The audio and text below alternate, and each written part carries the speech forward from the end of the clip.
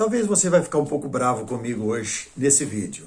Eu não estou preocupado, mas quero que você entenda que o que eu vou mencionar hoje é para ajudar você no crescimento espiritual. Então não fique bravo. Vamos abrir a nossa mente, o nosso coração, para que a gente possa entender a mensagem do Senhor. Eu estou com a minha Bíblia aberta em Romanos capítulo 3, no versículo 21. Olha como ele começa a dizer: mas agora sem lei se manifestou a justiça de Deus, testemunhada pela lei e pelos profetas. Justiça de Deus mediante a fé em Jesus Cristo, para todos e sobre todos os que creem, porque não há distinção. Então, agora sem lei. Eu estava ouvindo essa semana uma entrevista a um personagem até famoso na televisão, e a pessoa perguntou para ele, e com respeito ao dízimo, o que o senhor tem para me dizer? Porque há uma confusão. Uns dizem que não existe mais o dízimo, que não é para fazer. O que o senhor me diz? Aí ele fez uma exposição boa, falou que os dízimos foram deixados e providenciados por Deus para os levitas, porque não receberam porção de terra, tudo certo, os levitas. E que no Novo Testamento, que o apóstolo Paulo pediu o dízimo. Eu gostaria de encontrar com essa pessoa. Ou se você é curioso para isso, mostre para mim, faça um comentário aí. Na Nova Aliança, onde foi que o apóstolo Paulo pediu o dízimo para ele fazer as suas viagens? Eu já procurei e não achei. É um desafio. Então, se você está vendo o vídeo, pode escrever aí, não vou ficar bravo com você. Mas, agora sem lei, o dízimo é uma lei. Como o sábado, como o sacrifício de filhos correspondia aos pais, como o apedrejamento de um casal que fosse pego no flagrante adultério, tanto homem como mulher, e outras mais. O dízimo é uma lei. E quando Jesus encravou inteiramente numa cruz, Colossenses capítulo 2, versículo 14, ele diz que ele removeu inteiramente e encravou na cruz as leis em formas de mandamento que era prejudicial às pessoas, porque não trazia salvação. A palavra do Evangelho traz a salvação. E aí ele continua falando que todos pecaram, carecem da glória de Deus, sendo justificados gratuitamente por sua graça, mediante a redenção que há em Cristo Jesus, a quem Deus propôs no seu sangue, com propiciação, mediante a fé, para manifestar a sua justiça, por ter Deus, na sua tolerância, deixado impunes os pecados anteriormente cometidos, tendo em vista a manifestação da sua justiça no tempo presente, que é em Cristo, para ele mesmo ser justo e o justificador daquele que tem fé em Jesus. Aquele que tem fé em Jesus. O apóstolo Paulo está tentando abrir o entendimento dos romanos para não voltar agora a praticar as leis, porque agora já estamos sem lei. Agora é por meio da fé. Incrível isso, né? E ele continua descrevendo um pouco mais, falando desse mesmo aspecto, onde, pois, a jactância foi de todo excluída. Por que lei? Das obras? Não, pelo contrário, pela lei da fé. Continuamos, pois, concluímos, pois, que o homem é justificado pela fé, independentemente das obras da lei. O homem é justificado independentemente das obras da lei. Então, mesmo aquele judeu que guardou a lei toda, se ele não tivesse fé, não tinha, porque era mecanicamente. E quanto mais agora. Aí ele diz, no versículo 29, é porventura Deus somente dos judeus? Não é também dos gentios?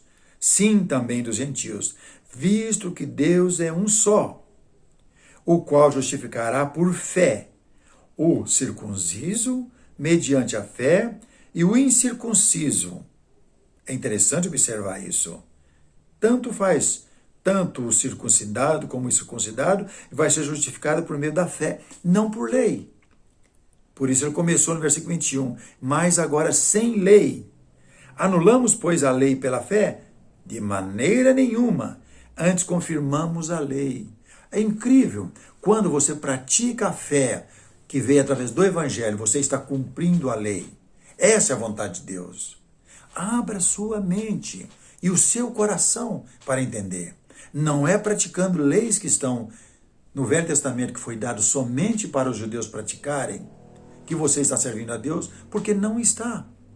Porque ele diz em Gálatas capítulo 5, nos primeiros versículos, todo aquele que guarda uma lei está ordenado a guardar toda a lei, mas da graça caiu. Da graça está caído. E se você está caído da graça, porque está praticando alguma lei aí na sua igreja, você perdeu a salvação? Porque nós somos salvos pela graça. Mas você mantém firme praticando uma lei, seja do sábado, do dízimo, do instrumento, e daí por outras que tem, você caiu da graça. Leia Gálatas capítulo 5 e outros versículos. Olha o que ele diz em Hebreus capítulo 9. Eu quero ajudar você um pouco mais. Não fique bravo. Tenha paciência que você vai também aprender. E se você já tem essas coisas na sua vida, amém. Amém. Que Deus te abençoe para você crescer mais. Olha o que está em Hebreus capítulo 9, no versículo 15. Por isso mesmo ele é o mediador da nova aliança, a fim de que, intervindo a morte para a remissão das transgressões que havia sob a primeira aliança, recebam a promessa da eterna herança aqueles que têm sido chamados. Porque onde há testamento, é necessário que intervenha a morte do testador. Pois um testamento só é confirmado no caso de mortos, visto que de maneira nenhuma tem força de lei enquanto vive o testador. Pelo que nem a primeira aliança foi sancionada sem sangue, e nem a segunda. Assim que Jesus voltou aos céus, abriu-se a nova aliança e um novo conceito de serviço sagrado ao Senhor foi ensinado. Essa é a lei de Cristo, que o apóstolo Paulo falou aos Coríntios. Eu não estou sem lei, eu estou embaixo da lei de Cristo. A lei que Jesus trouxe pode ser mais leve em até certo aspecto, porque ela deixou na mente e no coração do homem para fazer as coisas. Mas o homem que não quer crescer espiritualmente continua praticando as coisas que foi dado aos judeus. E Romanos capítulo 10, versículo 4, ele deixa bem claro, mas muito claro mesmo.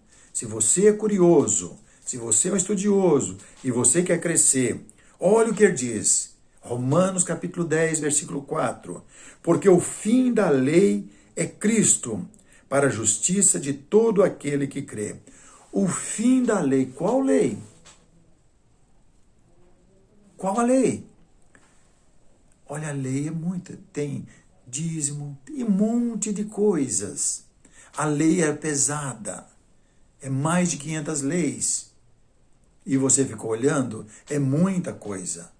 O apóstolo Pedro falou no livro de Atos capítulo 15, enquanto os gentios estavam já vivendo o evangelho, os judeus perseguindo, e há uma reunião em Jerusalém, porque alguns insubordinados que haviam crido em Jesus, falo insubordinado porque a própria Bíblia fala assim, chegaram deturpando o evangelho, dizendo que era necessário circuncidar, observar as leis de Moisés, e Pedro falou, nem nós e nem nossos pais conseguiram guardar a lei. Como nós podemos agora impor um jugo tão pesado sobre a igreja do Senhor?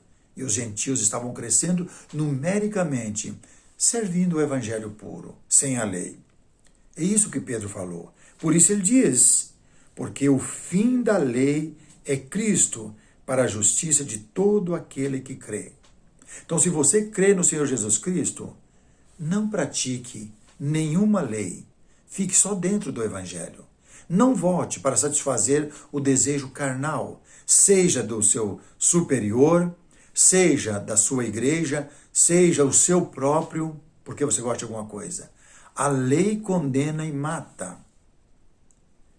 Eu disse para você não ficar bravo comigo, porque essa é a palavra que veio do Senhor para mim e para você. Mande essa mensagem para outras pessoas. Acorde as pessoas enquanto há tempo. Porque hoje as pessoas estão dormindo, estão acomodados nas suas igrejas, seguindo ideias que vêm da Bíblia, mas não é para praticar hoje.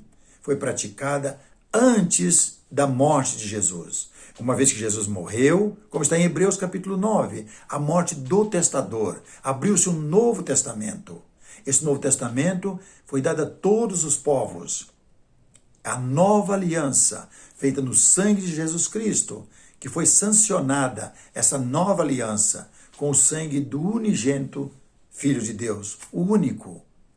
E veja o que ele fala um pouco mais em Romanos, capítulo 8. Isso nos ajuda muito. A partir do versículo 1. Vê se abre o seu entendimento um pouco mais. Do versículo 1 ao 4. Ele diz bem assim: agora, pois, já nenhuma condenação há para os que estão em Cristo Jesus. Pensa um pouquinho comigo. Na sua vida cristã, na sua mente, você está pensando que está em Cristo e talvez esteja em Cristo.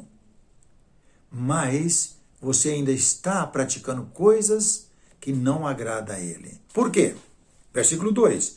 Porque a lei do Espírito da vida em Cristo Jesus te livrou da lei do pecado e da morte. Ora, o que é que Paulo está falando aqui?